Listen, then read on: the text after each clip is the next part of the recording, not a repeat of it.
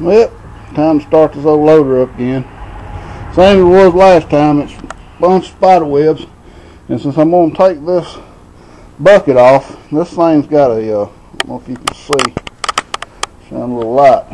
This lever right here is a 1-pin connection for this equipment. It's not like a Bobcat or any of the newer equipment.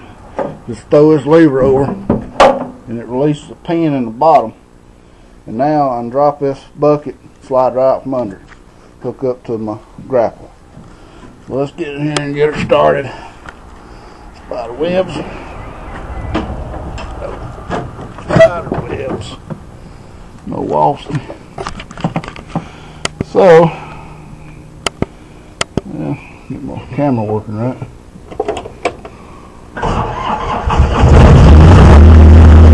Started up right, without even having to put my preheater on. That's pretty good. It's been kind of cold lately. I'm surprised. Well, we'll go ahead and dump this bucket.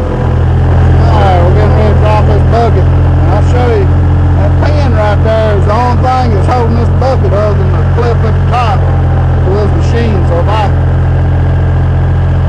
drop it down, then tilt back, I can come right from all that bucket.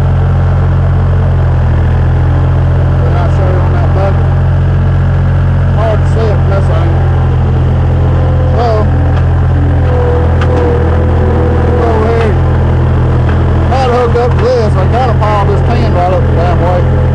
This is a little more difficult to hook up to because it's got hydraulic hoses. And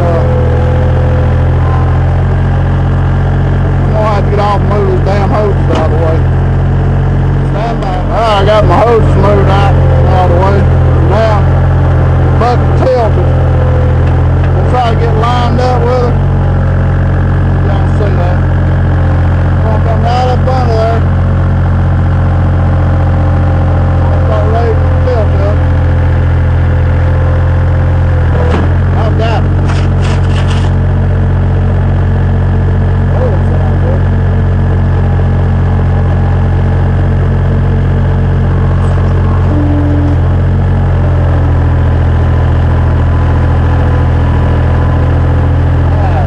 Get off, and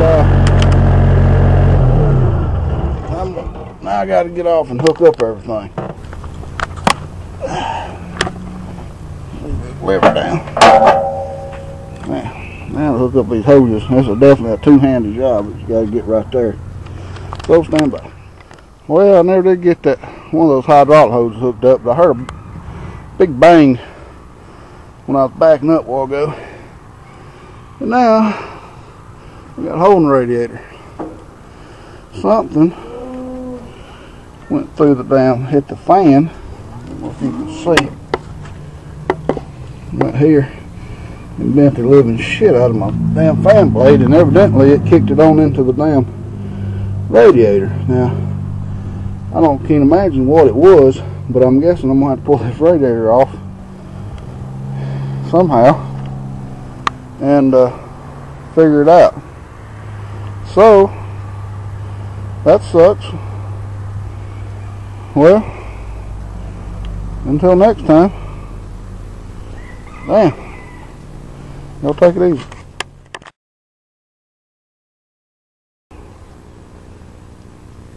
So I'm gonna try to unbolt it.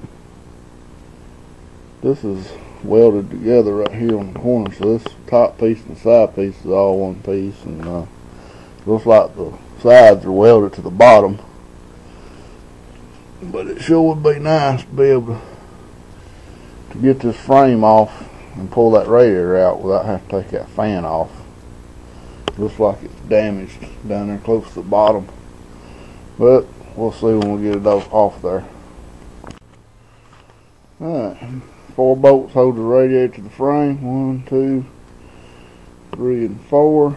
Took them off. These 2 were loose, real loose. So that was allowing this radiator to move forward as it vibrated, and actually, you can see that it got into the fan blade. See where it tore the shroud up.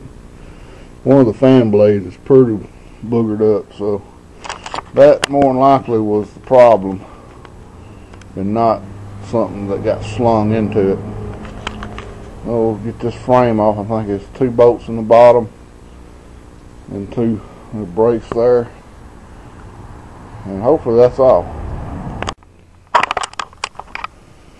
Well, it took me a little bit of figuring out. There's 4 bolts on the bottom of this. 2 of them it's hard to get to, and then that brace right there. And now I've got it off, and you can see my fan blade, how beat up it is. This one's almost way out of wax, and that one's got a big chip out of it. Big chip on it. So I guess I'll have to replace that too. And on my radiator, it looks like it got damaged right there at the bottom. And I do believe it's going to be it looks like some damage right there too. I believe it's going to be a copper radiator, so that's good news. Maybe I can get it soldered. I don't know. It looks like 1, 2, 3, 4, at least 4 fins cut right there at the bottom, and maybe one up there. So I may end up like maybe a couple right there. May end up having to try to find another radiator. I bet that thing's going to be expensive. So it's a weird look. It's a weird shaped radiator because this turnout right here.